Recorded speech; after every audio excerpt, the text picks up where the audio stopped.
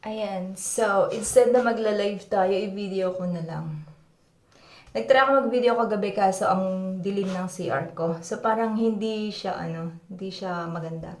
So una sa lahat, yung sinabi ko na i-share ko about sa aking pekas. Kung makikita nyo siya guys, hindi na siya kasing sama noon. Ayan. Dati kasi, nangitim-ngitim talaga yan. So, maghilamos tayo. Wala pa akong nilagay sa mukha ko. Kahit ano. Actually, di pa ako nakakaligo. Maghilamos lang ako para ipakita. So, ngayon guys, ang ginagamit ko sa mukha ko, hindi na ako gumagamit ng kahit anong mga may harsh ingredients.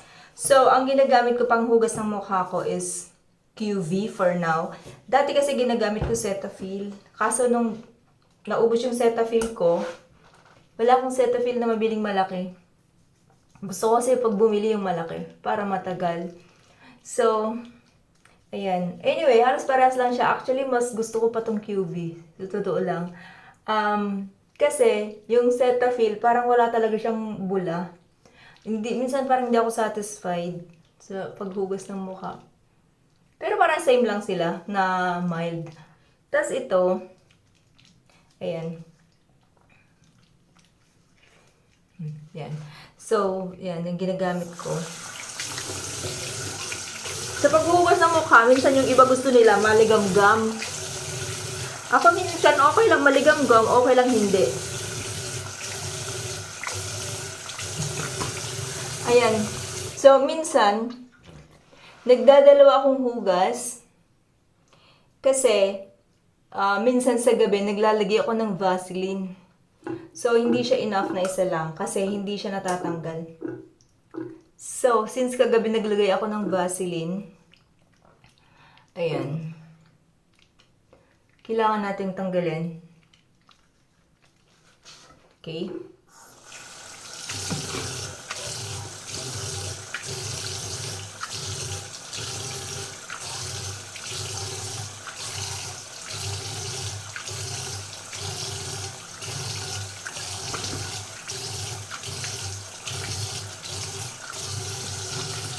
Ayan. So, baka kita nyo, walang kahit ano sa mukha natin. Kung makikita nyo, halos hindi na siya nakikita. Pag salamin talaga, parang hindi ko na siya nahalata. Kasi wala akong salamin. Pero hindi. Ewan ko lang sa camera siguro yan, na masyado siyang, kung yung mataas yung definition, parang nakikita nyo. Pero actually, pag sa salamin, halos hindi ko siya mahalata. So, idodry natin yung ating mukha. And naano ko din guys, kasi nagdodry na yung mukha ko. Gawa ng sa age din. So, pag nagpunas kayo ng mukha, hindi dapat siya hindi dapat magdiin, hindi dapat yung parang dinadry nyo lang siya, tinatap-tap nyo lang yung mukha nyo. Ayan. Pag nag-dry ng mukha, hindi siya yung parang dati na careless, ginaganyan talaga, pero hindi, mali pala yon. Ayan. So, skincare tayo kasi nagkakaedad na. So, after nating makapaghugas ng mukha, ang ginagamit ko, ito, Cetaphil. So, since malinis naman yung kamay ko, pero ang advice talaga, pagka naggumain ka ng ganito, dapat may pang ano ka. Pero since malinis naman yung kamay ko, at saka ginagawa ko, kasi minsanan, kung how much yung kailangan kong amount, isang ganyan lang ako. Okay, ito yung ginagamit ko pagkatapos mag-wash, no? Pero since nagka-problema ako sa skin, ayan. So, last 2 years ago, nagka-problema ako sa skin. Nakailang doktor din ako, guys. Nagkaroon ng puti-puti, yung white spots. Una, nagka-allergy ako. Tapos, nagkaroon ng parang spot na puti-puti. Mga patches, ganun. Dito, tsaka sa mukha ko. So, ang mahal nung last na doktor na pinuntahan namin, ang sabi niya, nag-overgrow daw yung yeast. So, yeast infection siya in short. So, nararamdaman ko siya pag mainit, kaya hindi ako nagpapaaraw guys, kasi hindi pwede sa akin. Dahil yung balat ko, nag-overgrow yung ano, so namumuti-muti siya. So, iniiwasan ko talaga yung araw. Minsan nagpapaaraw ako, pero hindi masyado. Kasi nararamdaman ko nangangati, so magkaka-allergy ako dun yung start. So, nung nagkaroon ng puti-puti sa mukha ko, sabi ng doktor nga, it will take time bago matanggal. Pero ang tagal talaga bago natanggal. So, hindi ako satisfied. Ang mahal ng gamot, no? Pero, nung umuwi ako, magpapaderma sana ako. Sabi nung pamangkin ko si Shane, sabi niya, tita, ang mahal, bakit hindi mo muna subukan to? So, ito yung sinubukan ko. Yung Cocoderma. Na in fairness talaga, nakatanggal. Ang bilis, naka-recover yung skin ko. Kasi it's made of, ayan, tanggalin na natin yung ano, kasi naubos na yung isa ko. Ano naman kasi siya, it's made of mga oil lang siya, mga argan. I think hindi ko mabasa kasi wala akong salamin. Vitamin E, argan oil, yung mga ganon.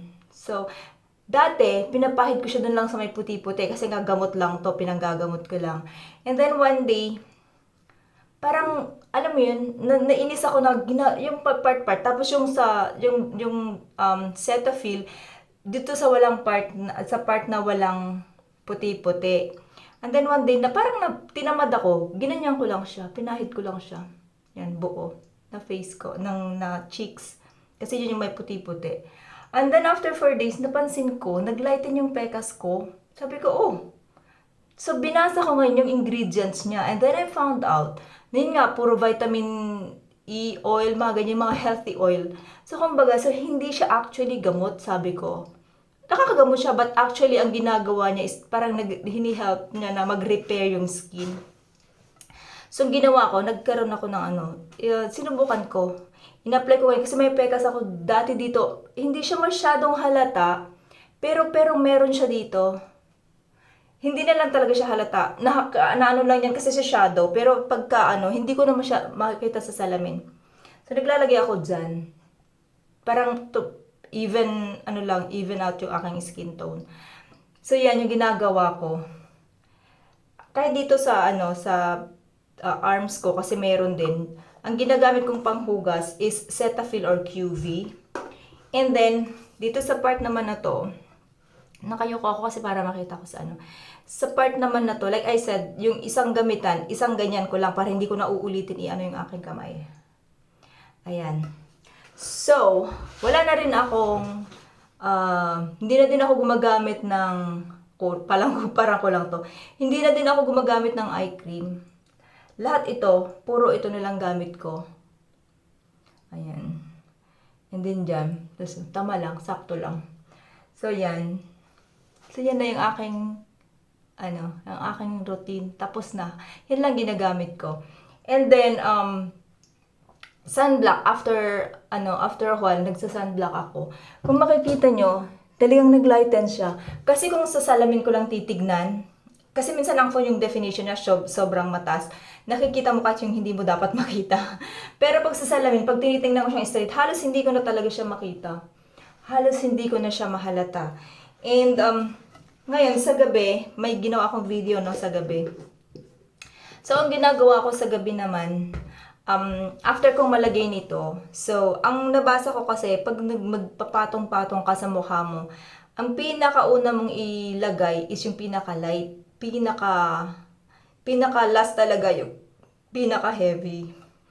So, kasi guys, before na na-discover ko to, ang ginagamit ko talaga sa mukha ko pag may pekas ako, naglalighten siya. Ito, Vaseline. Kasi ito, din siya vitamin E, may vitamin E din to. So, tas pinoprotect niya ang napansin ko dito, pinoprotect niya yung skin. Although malagkit siya, malagkit siya. Pero anong gusto mo, malagkit o masira yung skin mo?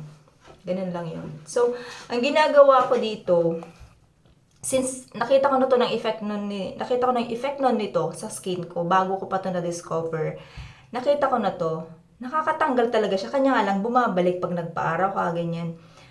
Minsan matigas din ulo natin or kaysa pamamalansya, tapos naghuhugas ako ng mainit na tubig. So minsan nasisira pa din siya. Pero to nakakatulong kasi nagre-repair siya. Overnight, malaki yung improvement. Parang nagre-repair yung skin mo. So, ang ginagawa ko ngayon guys, kasi I found out then, na kapag nilalagyan ko ng ganito, mas effective siya. So, may video ako na pagkagising ko, makikita nyo iba yung skin. Iba yung skin. So, parang overnight, may pinagkaiba siya.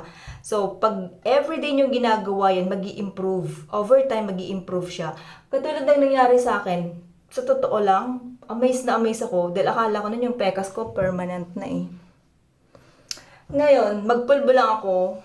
Hindi pa naman siya totaling nawala kasi kailan ko pa lang to na-discover eh. Parang siguro last month. Parang last month, ganyan. Hindi pa siya matagal. Hindi ko pa siya matagal na ginagamit. So, sa gabi, ito naglalagay ako.